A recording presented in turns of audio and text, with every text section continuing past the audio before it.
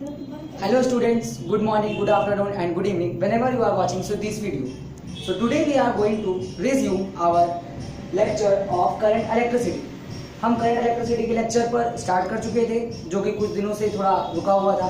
ठीक है, तो आज हम उसका दूसरा लेक्चर देखते हैं। इस लेक्चर में आज हम आपको थोड़ा सा क्लासिकल स्टोरी बताएंगे करंट की। करंट हम जानते तो हैं नॉर्मली करंट होता क्या है, क्या होता है, rate of flow of charge with time, नहीं, rate of flow of charge is known as current, ये होता है। लेकिन वो करंट आया कहाँ से ये भी तो पता होना चाहिए। जो करंट हमारी नसों में बहता है, इलेक्ट्रिकल करंट 10⁻⁻⁶ का, वो कैसा आता है। ठीक है, तो चलिए आज हम देखते हैं। So this is yours and yours RM allrounder channel. So today start this lecture. चलिए देखते हैं। तो क्लासिकल स्टोरी ऑफ करंट दी किसने थी, नॉर्मल जानकारी है, जे थॉमसन ने दी थी। ठीक है, कैसे दी थी अब वो भी जान लेते हैं। तो उन्होंने इसे दिया था इलेक्ट्रॉन गैस मॉडल से, ये जानकारी उन्होंने दी थी इलेक्ट्रॉन गैस मॉडल से। अब ये इलेक्ट्रॉन का गैस मॉडल है तो जाहिर सी बात है इसमें हमें एक आइसोलेटेड कंडक्टर लेना होगा, क्योंकि ये क्या है, हमारा एक इलेक्ट्रॉन गैस मॉडल है, इसीलिए हमें आइसोलेटेड लेना पड़ेगा। मान लीजिए सपोज करिए अगर हम इसे आइसोलेटेड ना लें, तो इसमें चार्ज क्या हो जाएंगे, पोलराइज्ड हो जाएंगे ऑटोमेटिक। तो हम क्या करेंगे, हम इसीलिए इसे आइसोलेट करेंगे कंडक्टर को। दो कंडक्टर हमने लिए, आपस में रखा, एक इलेक्ट्रिक फील्ड लगा दी इधर से, ई एक्सटर्नल, ठीक, ई एक्सटर्नल लगा दी। अब क्या होगा, कुछ समय बाद एक अंदर इलेक्ट्रिक फील्ड इंड्यूस हो जाएगी, यानी कि इंड्यूस्ड हो जाएगा, और जो जिसका डायरेक्शन किधर से किधर की ओर होगा। फॉर एग्जांपल हम मान लेते हैं इसको प्लस, इसको मान लेते हैं माइनस, तो यहाँ पर क्या हो जाएगा, प्लस प्लस प्लस, ये हो जाएगा माइनस माइनस माइनस। अब जब ई इंड्यूस्ड होगी तो नेगेटिव से पॉजिटिव की ओर ये आ रही है, तो हमारा ई नेट क्या हो जाएगा, ई एक्सटर्नल माइनस ई इंड्यूस्ड। हमारा ई नेट किसके बराबर हो जाएगा, ई एक्सटर्नल माइनस ई इंड्यूस्ड। या फिर हम ये कहें कि हमारा जो ई एक्सटर्नल है वो हमारे ई इंड्यूस्ड के अपोजिट है। दूसरे शब्दों में E external plus E induced is equal to 0। अब ये ई इंड्यूस्ड का मतलब क्या है, ई इंड्यूस्ड यानी कि उस कंडक्टर के अंदर अपने आप से जो इलेक्ट्रिक फील्ड प्रोड्यूस हुई वो कहां से प्रोड्यूस हुई, लोअर पोटेंशियल से हायर पोटेंशियल की ओर। ठीक है, लोअर पोटेंशियल से हायर पोटेंशियल की ओर। ठीक है, तो ये थी थोड़ी सी नॉर्मल जानकारी। अब क्या होगा, अगर हम इसी सेटअप के अक्रॉस सपोज करिए ये हमारा कंडक्टर था, ठीक, ये हमारा कंडक्टर था, ये हमारी ई एक्सटर्नल थी, इसके अक्रॉस अगर हम पोटेंशियल डिफरेंस अप्लाई कर दें, यानी कि कोई बैटरी लगा दें, प्लस माइनस, प्लस इधर आया फ्लो करते हुआ, माइनस इधर आया फ्लो करता हुआ। अब क्या होगा, इलेक्ट्रिक फील्ड का डायरेक्शन इधर है, यानी कि पॉजिटिव से नेगेटिव की तरफ, हाई पोटेंशियल से लो पोटेंशियल की तरफ इलेक्ट्रिक फील्ड। तो अब क्या होगा, इलेक्ट्रॉन किधर से फ्लो करेगा, पहले तो करंट देखते हैं, करंट किधर से फ्लो करेगी। करंट इधर से जाएगी, आई, इसमें से पास होते हुए आई इधर आएगी वापस। अगर आई इधर जा रही तो इलेक्ट्रॉन इधर आएगा। ठीक, ये हमारे इलेक्ट्रॉन बना लिया। अब हमने जब इलेक्ट्रॉन लगा लिया है यहाँ पास, तब हम क्या देखें कि इलेक्ट्रॉन के मूवमेंट किधर होगा। जाहिर सी बात है इलेक्ट्रॉन का मूवमेंट किधर की ओर होगा। फॉर एग्जांपल अगर हम देखते हैं, सपोज करिए जे, इसे मान लीजिए कि एक इलेक्ट्रॉन है, ठीक है। अब क्या होगा, ये इलेक्ट्रॉन एक पोटेंशियल डिफरेंस के अक्रॉस ऐसे बैठा था, ठीक है, बैटरी लगी थी। अब जब ये इलेक्ट्रॉन को जब इस इलेक्ट्रॉन को एक फोर्स रियलाइज हुआ, किसकी वजह से, पॉजिटिव प्लेट की तरफ से, तो ये नेगेटिव का है, ये पॉजिटिव की तरफ रिपेल हुआ, नेगेटिव की तरफ पड़ा जाएगा, क्योंकि ये दोनों सेम नेचर के हैं। उधर गया रिपेल हुआ, उधर जाकर के ये रिपेल हुआ। रिपेल होने के बाद इसको पॉजिटिव चार्ज अपनी ओर खूब तेजी से खींचेगा,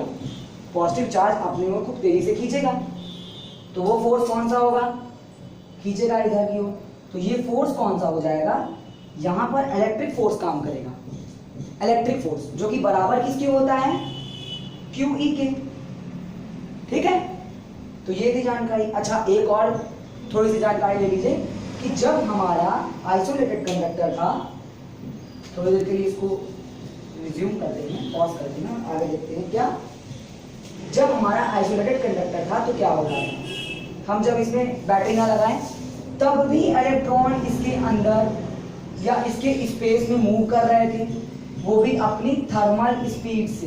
किससे? थर्मल स्पीड से। अब थर्मल स्पीड क्या होती है? जब ये हमारा आइसोलेटेड कंडक्टर है, इसको हमने कहीं ना कहीं रखा, वहां कुछ ना कुछ टेम्परेचर होगा, उसी टेम्परेचर के द्वारा जो स्पीड इसको मिली होगी वो क्या होगी? थर्मल स्पीड होगी। अब इलेक्ट्रॉन एक डायरेक्शन में नहीं मूव करेगा, ये इधर से इधर, इधर से इधर, ऐसे ऐसे जाएगा।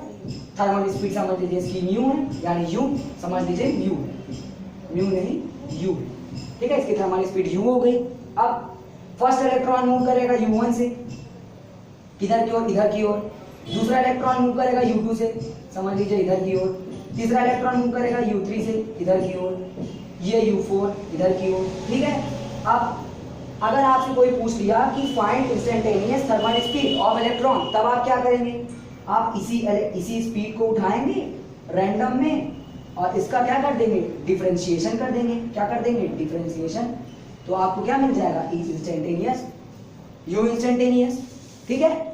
और अगर आपसे कोई एवरेज पूछ ले कि यहाँ पर यू एवरेज क्या है, अगर आपसे पूछ ले कि व्हाट इज यू एवरेज, यहाँ पास यू एवरेज कितना है, तो यू एवरेज यहाँ पर 0 होगा। पॉइंट टू बी नोटेड, क्या हो जाएगा? 0। ऐसा क्यों होगा? क्योंकि एक बार इलेक्ट्रॉन इधर आया, फिर टकराया, इधर आया, फिर इधर आया, अपोजिट डायरेक्शन में जाते गए और फाइनली ये यू एवरेज क्या बना दिया? 0 बना दिया, ठीक है।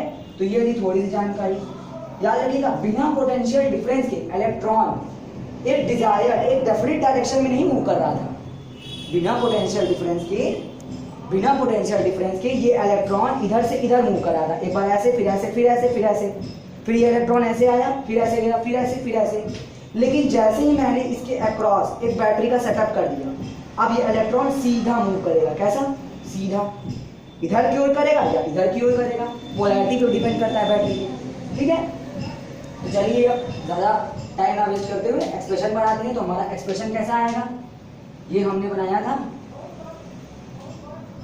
ठीक है। समझ लीजिए कि ये L लेंथ का कंडक्टर है, ठीक, जिसके अंदर इलेक्ट्रॉन्स मूव कर रहे हैं। बैटरी लगाइए तो इलेक्ट्रॉन की डायरेक्शन, सब इलेक्ट्रॉन एक डायरेक्शन में मूव करेंगे, लेकिन कैसे? इधर की ओर, क्योंकि हम यहाँ पॉजिटिव लगाए हैं तो ये पॉजिटिव, करंट किधर की ओर जाएगा? I पे जाएगा, ठीक है। अब क्या होगा? अब फोर्स लग रहा था, फोर्स, इलेक्ट्रिक फोर्स क्या था? QE, और QE को क्या लिख सकते हैं? माइनस का E, क्योंकि ये इलेक्ट्रॉन का है, ठीक। अब निकालते हैं हम एक्सेलरेशन। एक्सेलरेशन बराबर फोर्स अपॉन मास, यही तो होता है। F बराबर m, तो A बराबर F अपॉन m माइनस का E अपॉन m। ये हम फर्स्ट चैप्टर से ही रटते हुए आ रहे हैं। अब अगर हम इसका मॉड ले लें, यानी कि इसका डायरेक्शन ना देखकर सिर्फ इसका मैग्नीट्यूड ले लें, तो ये आ जाएगी वैल्यू, ठीक है। ये वैल्यू आ जाएगी, क्या आ जाएगी? E upon m। इसको नोट कर लीजिए, क्या आएगी? E upon m। अब जब ये E अपॉन m आ गया, एक्सेलरेशन का वैल्यू क्या आ गया? E upon m। तो इसका मतलब क्या है कि हमारा जो इलेक्ट्रॉन है वो तो एक्सेलरेशन कर रहा है, लेकिन ऐसा तो हमने कहीं बताया नहीं कि वो एक्सेलरेशन कर रहा है। उसकी स्पीड हर समय चेंज हो रही है, तेजी होती जा रही है, बढ़ती जा रही है। तो इसके पीछे क्या कारण है? जब हमारा इलेक्ट्रॉन एक डायरेक्शन में ऐसे गया, फिर किस स्पीड से? थर्मल स्पीड से, ठीक है। सपोज करिए थर्मल स्पीड से दूसरा इलेक्ट्रॉन हमारा इधर चला गया, बिना पोटेंशियल डिफरेंस के इधर चला गया यू स्पीड से, ठीक है। और हम देख रहे थे कि जब ऐसा हो रहा था तो यू एवरेज क्या हो रहा था? 0 के बराबर हो रहा था, ठीक। हमारा जो यू एवरेज है वो हमारा किसके बराबर हो जा रहा था? 0 के बराबर हो जा रहा था। अब क्या होता है जब हमारा इलेक्ट्रॉन मूव करता है, तो उसमें बीच में कर्नल्स भी आते हैं। क्या आते हैं? कर्नल्स। अब ये कर्नल्स क्या होते हैं? न्यूक्लियस तो सुना होगा ना, न्यूक्लियस के बाहर वाले शेल में इलेक्ट्रॉन रहते हैं, तो बाहर के शेल से इलेक्ट्रॉन इधर आ गया और जो हमारा न्यूक्लियस है वो तो वहीं बचा रह गया। तो इलेक्ट्रॉन हमारा टकराता रहता है, किससे? कर्नल से। समझ लीजिए यहाँ एक कर्नल है, यहाँ एक कर्नल है, इलेक्ट्रॉन हमारा टकराता गया। अब टकराने की वजह से क्या होगा, एक बार इसने एक्सेलरेशन पाया, एक बार ये बहुत तेजी से चला, एक बार ये बहुत तेजी से चला, ये इलेक्ट्रॉन हमारा बहुत तेजी से चला, बीच में करंट आ गया, थोड़ा धीरे हुआ, अब फिर आगे बढ़ा, फिर तेजी से चला, फिर नीचे हुआ, फिर तेजी से, फिर इधर आया। तो इसका मतलब इसकी स्पीड तो डिक्रीज हो जा रही है, इसकी स्पीड क्या हो रही है, डिक्रीज हो रही है, इसकी स्पीड डिक्रीज हो रही है। मतलब कि हमारा जो इलेक्ट्रॉन है वो कांस्टेंट स्मॉल क्यों, क्योंकि छोटी सी स्पीड है, constant small and average velocity से मूव करेगा। इसका मतलब कि ये एक्सेलरेटेड मोशन नहीं है, this is not an accelerated motion. तो इलेक्ट्रॉन हमारा किस स्पीड से मूव करेगा, constant small and average velocity, जिसका दूसरा नाम क्या होता है, हमारा दूसरा नाम क्या होता है, ड्रिफ्ट वेलोसिटी, जिसको वीडी से रिप्रेजेंट करते हैं, किससे, ड्रिफ्ट वेलोसिटी से। ठीक है, अब ये इलेक्ट्रॉन का डायरेक्शन कैसा होगा, इस स्पीड का, ये स्पीड हमेशा एक्सटर्नल फील्ड के अपोजिट होगी। कैसे, क्योंकि इलेक्ट्रॉन तो फील्ड इधर जा रही है, फील्ड का डायरेक्शन ऐसा है और हमारा इलेक्ट्रॉन ऐसा मूव कर रहा है, इधर टकराया, इधर टकराया, इधर टकराया, तो जाहिर सी बात है हमारा वीडी भी किधर की हो रही होगा, इधर की हो रही होगा। तो चलिए देखते हैं, जल्दी से एक्सप्रेशन पर आते हैं। हमारा एक्सप्रेशन क्या है, हाँ, तो हमारा इलेक्ट्रॉन गैस मॉडल यही था, जिसमें से हमें रिलेशनशिप मिला था, किसमें, वीडी और आई में, किसमें, करंट में और ड्रिफ्ट वेलोसिटी में, इलेक्ट्रॉन गैस मॉडल के थ्रू। अगर ये ना आया होता तो आई बराबर वी ना आया होता। ठीक है, अभी वो भी सिखाते हैं। देखिए क्या करना है, अब हम एक कंडक्टर लेते हैं जिसकी लेंथ एल लेते हैं, ठीक, और इसके across potential difference set up कर देते हैं V।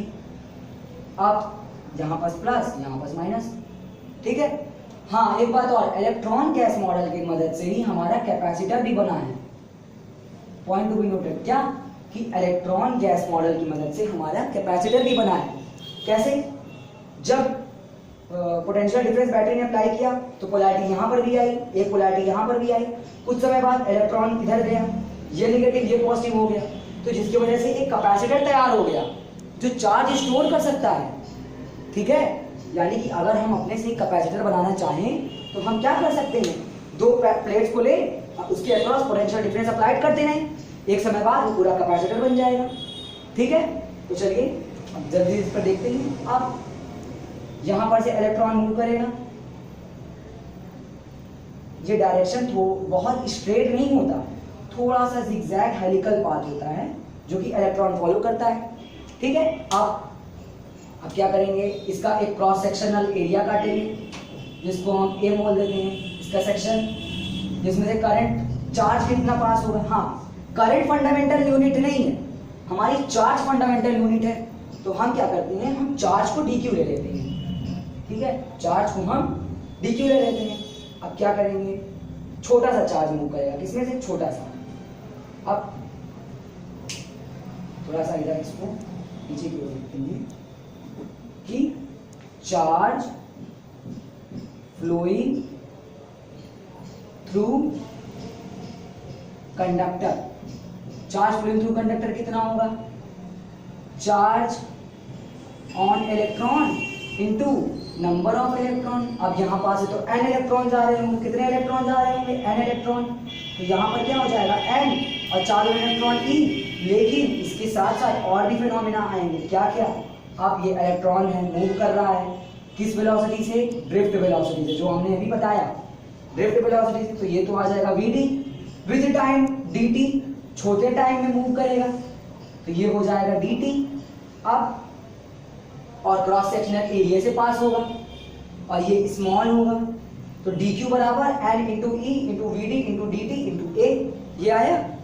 अब क्या करना है, इधर से इस dt को इधर सप्लाई मारना है, ट्रांसपोज, तो ये हो जाएगा V D into E into N into A. तो dq बाय dt को क्या कहते हैं, इससे आप लोग बहुत अच्छे पढ़ लीजिए, ये होता है हमारा I, तो ये हो जाएगा I बराबर वी डी एन ए। ठीक है, वी डी एन ए। अब इसे याद कैसे किया जाए, बहुत आसान तरीका है, V D E N A है, इसको क्या पढ़ते हैं हम, वी ना, क्या पढ़ते हैं, वीना, इसे हम वीना भी पढ़ते हैं। ठीक है, याद करने का ट्रिक, आई बराबर वी ना, ठीक है, नोट करिए पॉज करके।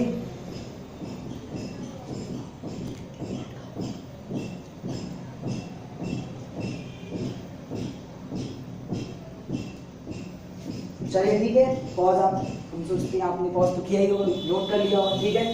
चलिए अब इसके बाद सपोज करिए कि ये हमारा एक इलेक्ट्रॉन है, ये कर्नल से जाकर टकराया, अब ये इलेक्ट्रॉन इससे जाकर टकराया कर्नल से, फिर उसके बाद इधर आया, फिर दूसरे कर्नल से टकराया। अब इन सब में कुछ ना कुछ टाइम तो लग रहा होगा, जिसे हम क्या कहते हैं, टाउ कहते हैं।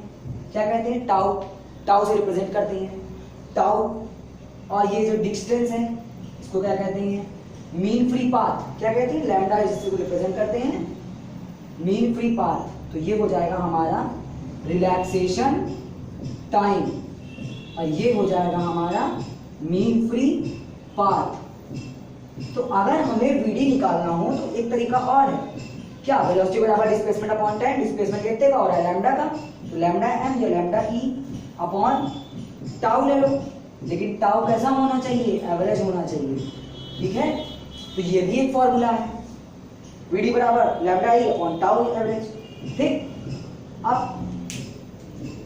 जो बहुत ज्यादा यूज किया जाता है वीडी का इक्वेशन वो ये है कि अगर हम फर्स्ट इक्वेशन लगा दें इसमें क्या होती है, v1 is equal to u1 plus a tau लगा दो क्योंकि t है, तो ए टाउ 1 लगा दो, फिर v2 लगा दो,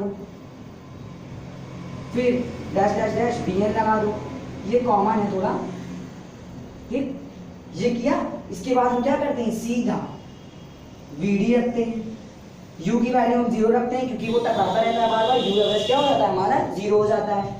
तो यहाँ पर क्या आ जाएगा, vd बराबर ए टाउ n या ए टाउ एवरेज, ठीक है। और ए की वैल्यू हम निकालें, माइनस का ई अपॉन एम, तो ए की वैल्यू रख देते हैं E upon M, tau average ED. और हमें एक चीज पता है क्या, कि electric field is equal to ये पोटेंशियल ग्रेडियंट, ये होता है ई बराबर डी बाई डी एल, तो ई बराबर डी बाई एल, तो ई की जगह पर हम डी बाई एल रख दें तो हमें मिल जाएगा E upon E V M L, यही मिलेगा ना, ई वी बाई एल, हाँ ठीक है, टाउ एवरेज। ये हमारा हो गया फाइनल एक्सप्रेशन। और इस एक्सप्रेशन को भी कभी मत भूलिएगा कि वी डी बराबर लैम्डा बाई टाउ, ठीक है, क्योंकि ये भी बहुत काम आता है। अब इतनी जानकारी का तो आज के लिए इतनी सफिशिएंट है, चलिए ठीक है। तो आज के लिए बस इतना ही, पढ़ाई करते रहिए, ऑल द वेरी बेस्ट।